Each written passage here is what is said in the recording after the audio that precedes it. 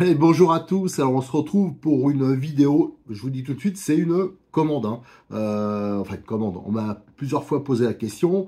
Je vois sur tes vidéos que tu utilises une radio Noble NB4. Est-ce que tu pourrais nous faire un petit retour? Et je le faisais pas parce que je me sens pas hyper légitime pour le faire. Parce que cette radio, je la connais pas à fond.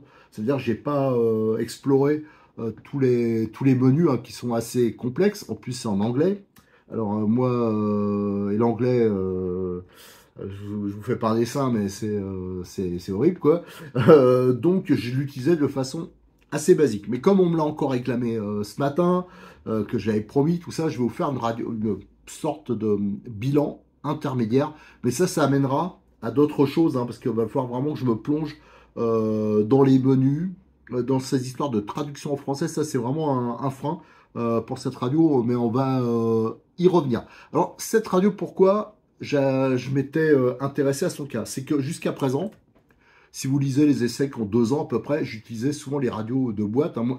Moi, je me fixe un prix limite pour les voitures, hein. Je m'intéresse surtout, malgré que j'ai fait beaucoup de compétitions, tout ça, donc c'était des voitures plutôt haut de gamme. Mais maintenant, je trouve plus intéressant de s'intéresser au début de gamme, montrer comment faire des tutos pour montrer comment on peut les faire évoluer, tout ça. Donc j'utilisais souvent les radios d'origine. Et quand je faisais des compétitions les derniers temps, j'utilisais la CR4T, hein, de chez Apsima. Pourquoi? Parce qu'à un moment, elle était à 120 euros. Donc, et les récepteurs étaient vraiment pas chers, une vingtaine d'euros. Donc, c'était hyper intéressant. Et cette radio faisait droitier-gaucher. Et moi, je suis... donc, on peut démonter, refixer là. Donc, voilà, ça, c'est hyper pratique.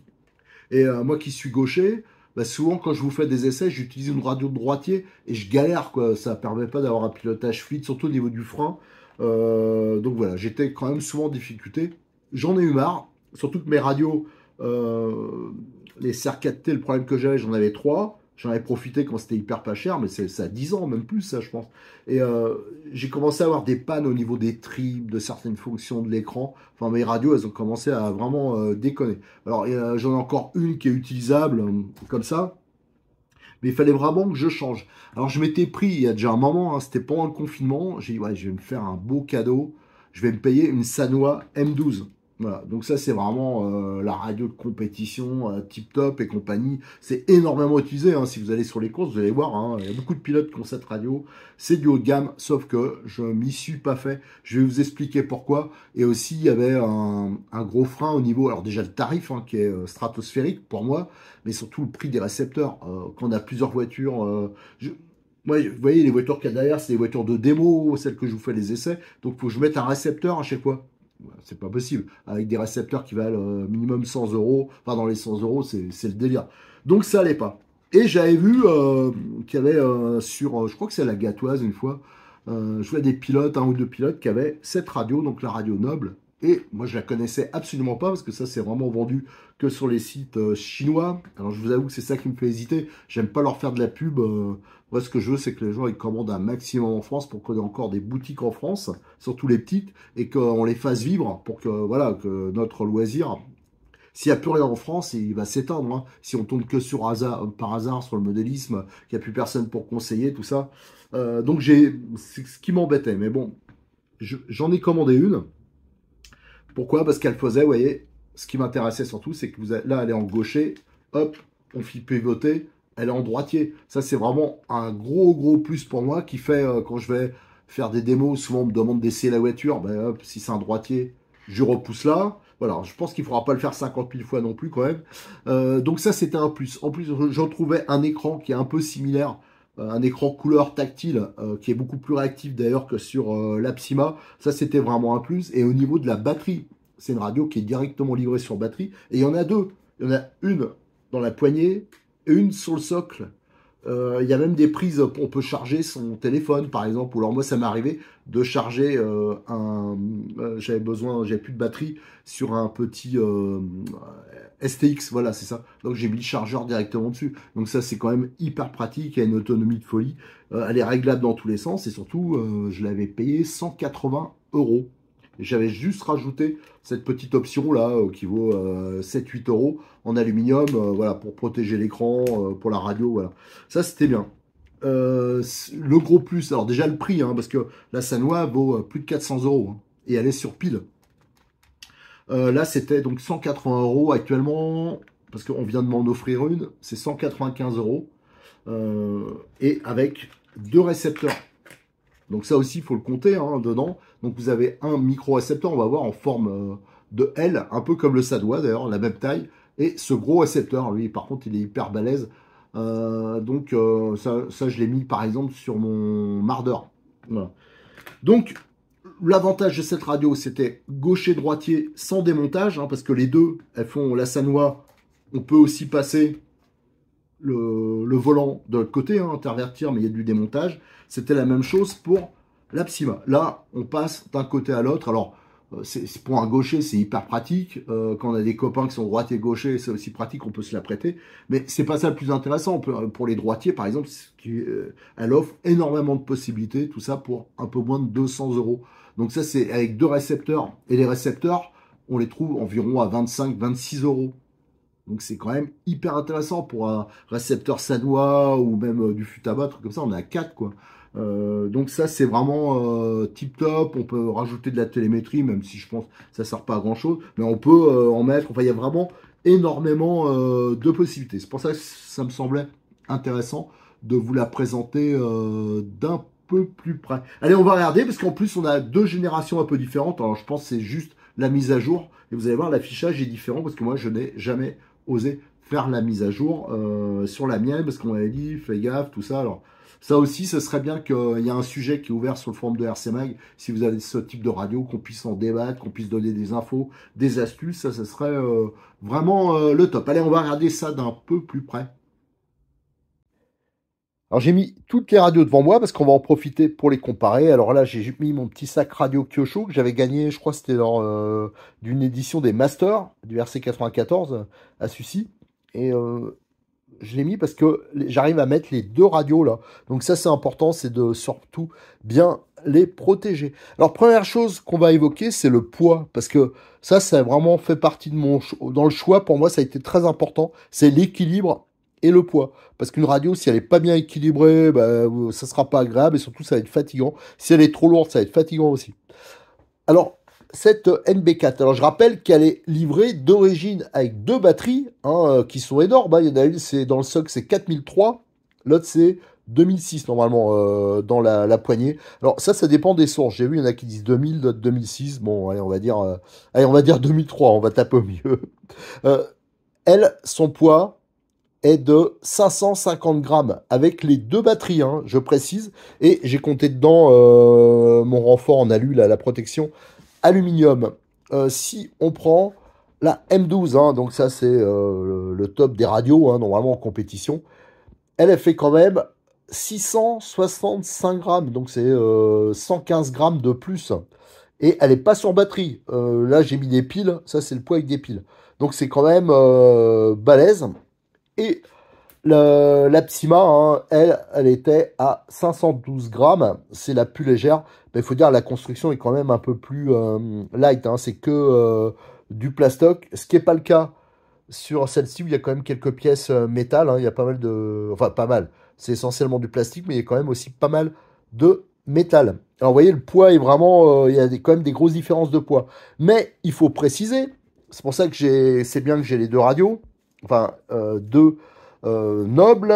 J'ai celle-ci, donc complet, on a dit 550 grammes, mais on peut lui retirer le socle, parce que le socle n'est pas indispensable. Il y a aussi une batterie ici. Le socle, c'est un bonus, en fin de compte, au niveau autonomie. Donc là, dans cette configuration, elle fait 442 grammes. Non, 432 grammes. Donc, vous voyez, il y a plus de 200 grammes, 230 grammes de différence avec la Sanois. Et c'est énorme, c'est énorme. Et ça se sent vraiment au niveau pilotage, au niveau fatigue. C'est vraiment... voilà. Moi, la Sanois, le problème qu'il y avait, c'est que vous voyez, il y a une masse qui est assez énorme ici. Et quand je la tiens, j'ai toujours l'impression qu'elle bascule comme ça vers l'avant. J'ai vraiment du mal. Elle est trop balèze, quoi, pour moi. Et elle est trop lourde. Alors, je trouvais ça fatigant. C'est pour ça que je l'ai utilisé qu'une fois et j'ai un peu laissé tomber. D'ailleurs, vous risquez de la voir en occasion neuve, hein, parce que elle est nickel très prochainement. Parce que voilà, je vais pas la garder parce que déjà, je ne fais pas de la compétition. J'en fais plus. Donc, ça sert à rien. Et en plus, franchement, je vois pas ce que cette radio a envié par rapport à la Noble. Alors peut-être des temps de réaction un peu différents, tout ça, mais j'en suis même pas sûr. Mais la différence de poids, c'est quoi? C'est un tiers de plus, hein. Enfin, c'est vraiment énorme. Donc ça, c'est intéressant. Au niveau équilibre, j'adorais, hein, moi la Psyma m'allait très bien. Malheureusement, elle n'est plus fabriquée. Je trouve que c'est dommage. Depuis un moment, hein, le jour où j'ai vu sur le site Apsima qu'il l'avait pu, je peux vous dire que je faisais la tronche, hein, parce que les miennes, je les avais tirées jusqu'au bout. Alors c'est vrai qu'il y avait des petits problèmes avec notamment les boutons de trim, mais ça, je pense que ça doit être quand même relativement réparable. L'autonomie était correcte et surtout, elle était livrée avec la télémétrie pour ceux qui aiment ça. Il y avait tout qui était livré dans la boîte. Donc ça, c'était un plus. Donc je rappelle là, bon, elle est plus fabriquée, mais il y a à peu près maintenant dans la gamme Apsima une radio, mais qui fait pas droitier ou gaucher. L'avantage, c'est, je vous dis, les récepteurs, en gros, c'est 25-30 euros, voire moins des fois. Là, c'est ce qui me ralentissait. Donc, c'est l'équilibre de la radio que je trouve pas bon. Pour moi, hein, en perso, le poids et surtout le prix des récepteurs. Moi, s'il me faut 7-8 récepteurs, ça va me coûter 800 euros, quoi. 700-800 euros. C'est pas possible. Et là, les nobles, hein, je vous dis, donc la radio, peut la trouver dans les 180 euros. Il existe une version pro, faites attention à mon avis, qui a aucun intérêt, mais bon, elle existe. Mais surtout, elle est livrée avec 2 récepteurs. Donc on gagne encore, voilà, si on prend par exemple sur celle-ci, oui, la M12, bah, on gagne encore 100 euros, quoi. Donc l'écart de prix devient énorme. Et surtout, donc j'ai pris le récepteur Apsima, hein, qui fait partie des petits, pour vous montrer. Donc voilà, ça c'est le récepteur généralement que j'ai acheté en plusieurs exemplaires. Donc j'ai trouvé, le moins cher que j'avais trouvé, c'était 24 euros. Mais actuellement, c'est plutôt 25-26 euros. Donc il a exactement la même taille que, même un poil plus petit que la version Sanwa. Voilà. Et ça, c'est l'autre récepteur. Par contre, il est assez énorme, qui est livré en plus. Mais bon, c'est toujours bien d'avoir 2 récepteurs. C'est toujours, voilà quoi. C'est vraiment plaisant parce que ceux qui achètent ça aussi, on peut en mettre plein des voitures là-dessus. C'est quand même hyper intéressant si on a 3-4 voitures de pouvoir les mettre sur la même radio. On a vu que le socle, on peut le déclipser. Voilà. Et là, vous avez mini USB, USB. Et là, vous voyez, ça s'allume en vert hein, quand on veut alimenter. Donc ça, c'est vraiment très très bien. Et je vous dis, ça charge, on peut mettre... j'ai déjà utilisé, tiens, pour charger les batteries aussi de ma GoPro sur le terrain. Et c'est vraiment, eux, ils disent 10 heures d'autonomie. Bon, j'en suis pas sûr en mettant les 2 batteries. Qu'est-ce que j'ai chargé là-dessus? Mon téléphone. Enfin, c'est vraiment un gros plus. Et moi, je préfère quand même l'utiliser avec le socle. J'ai essayé comme ça. Mais là, quand j'utilise comme ça, j'ai un petit problème d'équilibre. Donc moi je préfère avec le socle. Bon ça après c'est peut-être aussi une histoire d'habitude, mais là quand on met pas bien sûr le socle, la radio elle est hyper légère. Ça c'est vraiment hyper cool. Elle est livrée donc avec, alors c'est la boîte, hein. C'est plus dedans hein, parce que je l'ai reçu, je l'ai utilisé depuis la radio, hein, la nouvelle.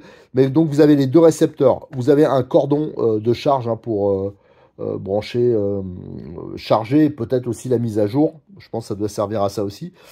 On a, qu'est-ce qu'on a déjà? Je m'en rappelle plus. Il n'y a pas de notice. Ça, c'est le gros défaut. Et apparemment, eux, ils disent qu'il y a une deuxième poignée. Voilà, ici. Qu'on peut changer pour, voilà, c'est la S. Donc, il doit exister une deuxième poignée. Là, j'ai la S aussi. Ben, moi, mes 2 radios, je peux vous assurer qu'il n'y avait pas la deuxième poignée. Alors, ça m'étonne parce que j'ai des copains qui ont la même radio. Eux, ils avaient les 2. Bon, ben ça, c'est encore un mystère. J'ai peut-être pas de chance. Voilà. Alors, je vais commencer, avant de vous la présenter un peu plus en détail, je vais commencer par son principal défaut pour moi, si je compare à mon Apsima. L'Apsima, quand on l'allume, si vous êtes intéressé, vous trouvez des radios d'occasion, ce que je vous conseille pas, parce que c'est une radio que j'ai gardée longtemps, mais qui vieillit pas toujours bien. Pour un connu du monde qui en a acheté, généralement quand il les achète d'occasion, ben, il y a quelque chose qui marche pas au niveau des trims, des choses comme ça. Donc c'est pas une radio que je vous conseille d'occasion. Mais par contre, c'est une des premières radios qui était pas chère et qui avait un écran couleur en français, avec le menu en français. Et à chaque fois, il y avait il y a une petite icône, là, un point d'interrogation, avec toutes les explications. En fin de compte, la notice, elle est intégrée dans la radio. Alors ça, je trouvais ça mais méga top. Ça veut dire il y a une fonction, vous savez pas trop ce que c'est. Vous appuyez sur le petit point d'interrogation, vous avez toute l'explication. Ça, c'était vraiment le top. Par contre, FlashSky sur celle-là, pourtant moi j'ai l'impression que c'est le même fabricant à la base. C'est pas du tout la même chose. Vous allez voir quand on l'ouvre, il y a déjà en langue, il y a que l'anglais, le chinois et le japonais. Et comme je comprends aucun des trois, bon, elle baragouine un peu l'anglais, mais quand c'est du technique, moi j'ai vraiment du mal et ça me limite un peu dans les fonctions pour l'instant parce que j'ai pas eu le temps de me pencher vraiment là-dessus. Mais monsieur de Fly Sky, faites-nous un menu en français. Si vous faites un menu en français, la radio elle va devenir parfaite quoi pour nous. Hein.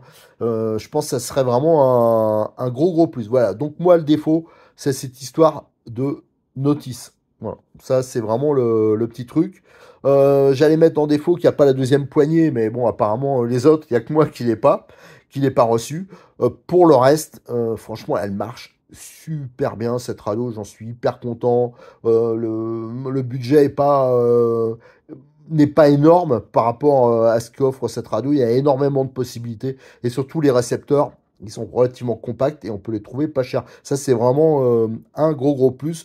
Le petit défaut, c'est qu'on la trouve pas. Il n'y a pas de distribution en France ou en Europe, vraiment. Ça me gêne. Alors ça, c'est plutôt par rapport à mes petites convictions. Un peu d'importance, mais je veux dire, voilà, c'est un peu ça qui me gêne. Allez, ce qu'on va faire maintenant, on va la regarder d'un peu plus près.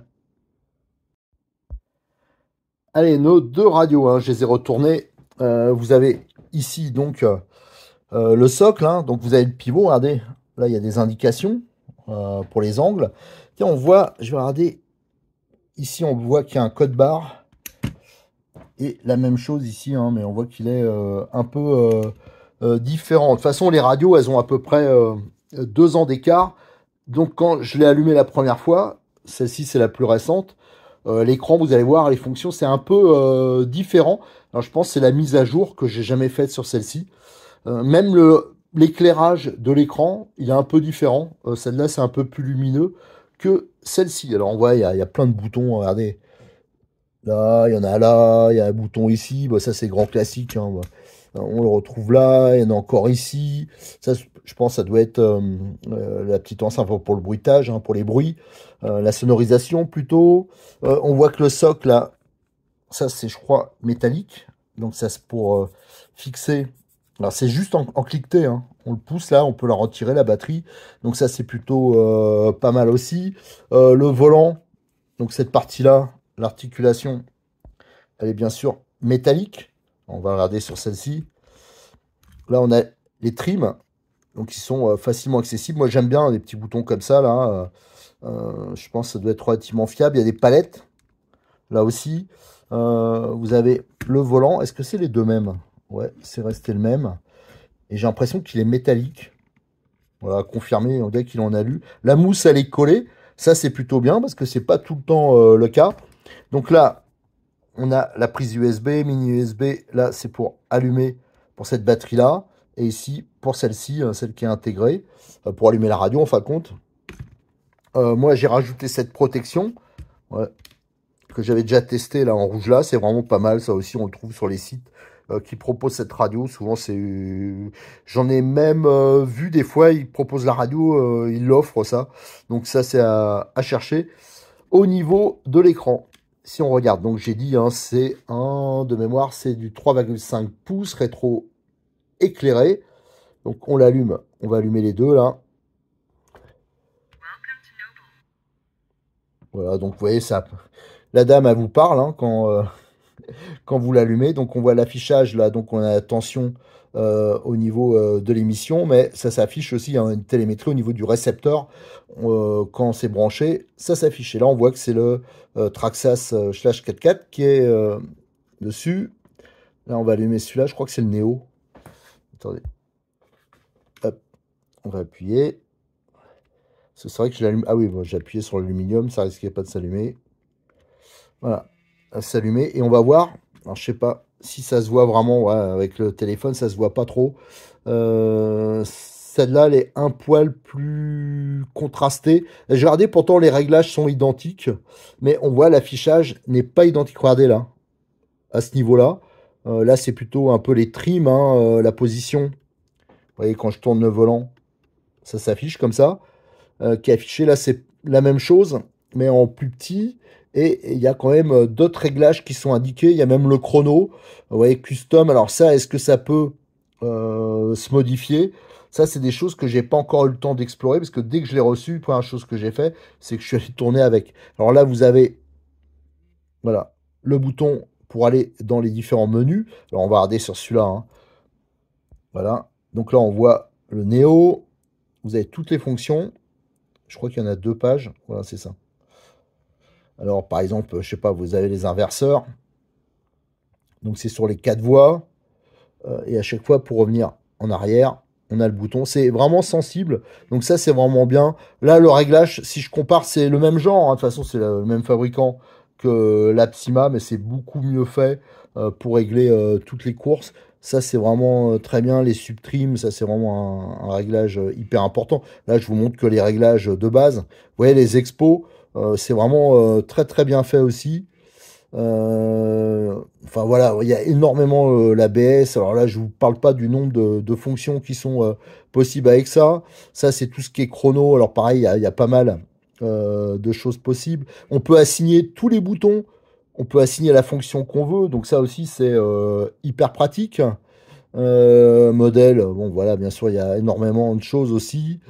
Les sensors, ça c'est, je pense qu'on veut rajouter la télémétrie, mais d'autres choses aussi.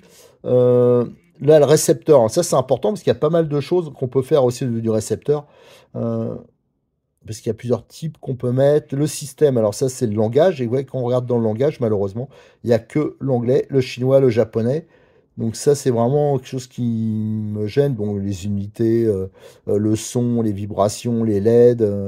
Enfin voilà, il y a énormément de choses qu'on peut faire aussi. Calibration, la mise à jour. Alors si on regarde, c'est pas... Non, c'est pas mise à jour. Un bout de noble. Ouais, ça va être plutôt ça. Et on voit celui-là, ça date de janvier 2023. Tandis que celui-là, je pense que ça doit être beaucoup plus haut, ça doit être 2020, quelque chose comme ça. Tac. Et on voit un 2021, mars 2021, et celui-là 2023. Donc il faudrait que je fasse la mise à jour. La deuxième page. Ouh là, je vous avoue que là, on arrive dans des réglages qui sont... Là, on a les mix. Ça, c'est pour... alors ça, je vais l'utiliser bientôt pour le 4 roues directrices. Je suis en train de faire un crawler 4 roues directrices. Ça va être vraiment bien. Là, on peut visualiser normalement les courses, hein, des cerveaux. Ouais, voilà, il n'est pas branché, bien sûr. Oh là là, là, on rentre dans des réglages. Ouais, il y a plein, plein de choses, quoi. On peut faire un... Fait juste le... Pas le café encore. Engine. Oh là là. Voilà, ça c'est tout. C'est pour ça que je voulais pas la faire trop tôt. Parce que ça, c'est des fonctions que j'ai pas toutes testées. Là, vous voyez, vous avez la position des cerveaux. Alors bien sûr, quand vous le bougez. Ah ben si, ça le fait quand même, voilà, pour la direction. On voit qu'on n'est pas à 100%. Parce que bien sûr, j'ai réglé mes fins de course, hein, pour la voiture correspondance, pour le Néo brushless. Et help. Ah ouais, là, il y a donc. Ah si, il y a le manuel. Facebook, YouTube. Alors là, ça m'intéresse. Est-ce qu'il y avait ça sur l'ancien modèle? Exit. Ah ben, il y avait une page de plus. Alors, help, bah apparemment non, c'est un truc qui est dans la mise à jour. Faut avoir là. Non, ça c'est le code barre. Ça, enfin, QR code, je pense que ça c'est justement qui doit peut-être amener sur la notice. Mais là, avec la mise à jour, on voit qu'on a le manuel. Ah ouais, pareil, manuel, mais en code. Ça c'est pour le site aussi, le Facebook. Ah ouais, d'accord, c'est juste les QR codes. D'accord. Bon, enfin voilà, donc les fonctions, vous voyez, tout ça, faudrait l'explorer. C'est des choses qu'il faudrait vraiment fouiller. Mais voilà, le but de cette vidéo, c'était surtout de vous parler, de vous montrer que sans se ruiner, même si 200 euros, ça reste quand même des sommes, mais sans monter à des 400, 500, voire des fois plus, hein, pour certaines radios, on peut avoir une radio tip-top, et si on a plusieurs voitures, les mettre dessus, hein. Je pense que ceux qui viennent au domaine Bois de Rose, quand on fait nos rencontres, ils ont eu l'occasion de piloter avec cette radio. Je pense que tous, ils ont trouvé qu'elle était vraiment super, cette radio. Alors, la prochaine vidéo que je vais faire, hein, je vais ouvrir un sujet spécifique où je vous invite donc à venir échanger sur cette radio, vos retours d'expérience, les réglages, tout ça. On fera, je pense, un petit tuto pour la mise à jour. Donc on va faire un test pour mettre à jour celle-ci, voir s'il y a une mise à jour plus récente pour le dernier modèle que j'ai reçu, hein, pour mon anniversaire. Et je vous dirai si ça s'est bien passé ou non. Parce que moi, j'aime pas faire des mises à jour parce que des fois, il y a eu des drames. Il y a eu, alors moi, ça m'est jamais arrivé, mais j'en connais qui ont planté leur radio, leur système, des chargeurs aussi, dits intelligents. Donc, faut toujours se méfier avec ça. Voilà, alors je vous mettrai toutes les photos sur le forum et donc voilà, je le redis, hein, mais venez nous rejoindre pour parler de cette radio qui offre quand même de méga possibilités. Pas que pour les gauchers, hein, mais aussi pour les droitiers, bien sûr. Le principal attrait de cette radio, c'est quand même le tarif, le fait qu'elle soit avec 2 batteries, d'avoir une autonomie diabolique, d'avoir plein de possibilités. Oui, il y a des fonctions, il y en a à la pelle, et je pense qu'il y a, voilà, on peut faire tout, que ce soit bateau ou avion, avec cette noble NBK. Allez, à très bientôt sur notre chaîne YouTube. N'oubliez pas de liker les vidéos, de vous abonner et de venir nous voir sur rcmac.com.